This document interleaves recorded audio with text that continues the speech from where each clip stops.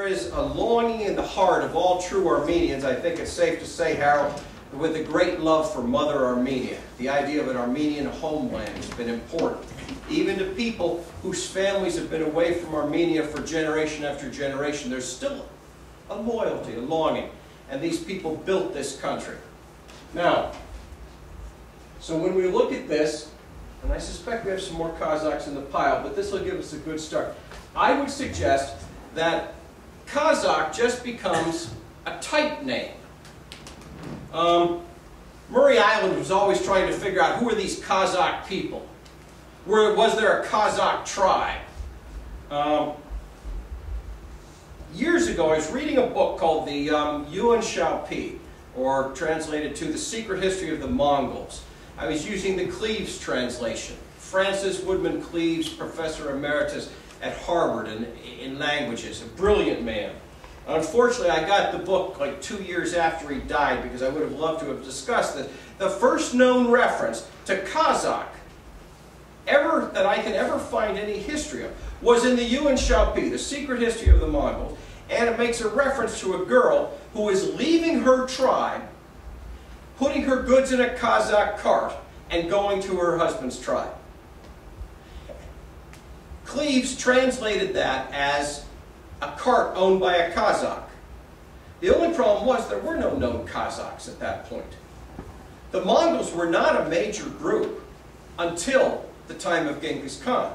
They were a rather small tribe, ancillary tribes to other tribes. He took it from clan. The Mongols were a clan. He took it all the way to dominating most of the known world. So Kazakh is a Mongol word. I translate the word Kazakh in that context to mean the cart by which a person leaves their tribe and goes away.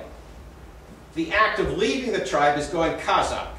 And this is borne out by all across every place where the Mongols went. Every time people separated out from the group, they went Kazakh. They left the order of the tribe. The language Urdu means camp talk. Urdu is the camp talk of the Mongols. So when somebody leaves the ord or horde, as we say in the West, they leave the authority of one group. The girl put her goods on a cart so she could leave the authority of her parents to cleave unto her husband. So, and then as we look at this, now how did the Kazakhs, who were the Kazakhs of the Caucasus? Well, what we had is this became the dividing line between the Golden Horde in the north, which took Russia, and the Ilkhanid Persians. Keep in mind, the Ilkhanids were also Mongols who ruled Persia. The dividing line ended up being the northern edge of the Caucasus, just like the northern edge of Dagestan, Chechnya, this region. So what we have is we had a bitter war between those two groups. Boy, I forget the names. I think it was Barakeh's sons were the Golden Horde, and then the Ilkhanids, they fought a war, set the dividing line, and everything south of that northern ridge became Persian Ilkhanid territory, and then fell forward. But over a period of time, it became more and more difficult for any Persian dynasty to exert authority over these people. And by the Safavid period, this was a tenuous connection at best. Shah Abbas barely held the Caucasus. In fact, he lost them on a number of times to the Turks. There's battling going back and forth. The reason why he pulled the Armenians out of Jolfa, and this is interesting, Spanish silver. And the reason why was because tax revenue came in product. Not everybody just wrote a check on their local bank to pay their taxes. Taxes were paid by goods. And one of the easy goods to collect taxes in, because it was very portable compared to its value, was silk. So silk came in from the empire. Women were employed in sericulture, which meant that they raised silkworms. And this became a way this was an alternate form, and in many cases a more financial or remunerative form than weaving. The women could have their own money, their own income coming in. So we end up with a lot of silk. Persians were not welcome in Turkey. It was a hard-fought, thorny border. The Turks didn't like the Persians didn't like the Turks. There was an assumption that if a Persian came into Turkey, he was probably planning on trying to hijack the province or something. And also, the Turks would periodically close the border to Persian caravans. But for some reason, they allowed Armenians in. They never closed the border to Armenians. So what we end up with is the merchants of Jolfa held the keys to the kingdom because they were the only ones who could take the Persian silk to market. At that point, silver's coming from the New World, so we have a point at which, and much of it was going through either through the Levant, through the traditional sources, or through the Venetian merchants on the Black Sea. We have a way for Spanish silver to come across and be traded by the Venetians for silk. The silver then went to Shah Abbas as his tax revenue, and he used great amounts of it for the arms trade. He used this money to create cannon. By having cannon, he could fight the Turks, which of course kept the border unfriendly, but kept them free. So we end up with Armenian musketeers, backed up by oftentimes Englishmen.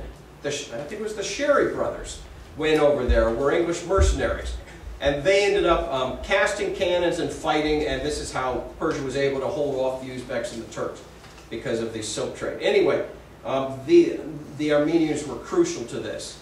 And even when they came down into New Jolfa, they continued to run this silk trade through there. So that a man, you know, there was a story in the Bible about a man who owed the king like 10,000 talents, more than a man could earn in many, many lifetimes. The question has often been raised in theological circles, how could one man owe the king that much money? Well, obviously, the king's collecting his stuff in goods. He turned it over to a merchant to sell. The merchant probably had his ship sink in a storm, and now he's on the hook to the king for last year's tax revenue. That's how somebody ends up owing that amount of money. These Armenian merchants were virtually kings in that they had a fantastic amount of wealth. The Persian shahs would turn over the tax revenue, and these people would then move it, and they end up in a brisk trade going back and forth between the Spanish silver coming in through Venice and into the Levant, into Turkey. Also at the other end, much of the Spanish silver ended up going on down into India because the cost of labor, they had the worries, the same sort of worries we did. Trade is going to India because the cost of labor is cheaper there. They were outsourcing. So many of the Indo-European rugs were made in India because they were less expensive to make there because the labor would, let's not get into that today. Anyway,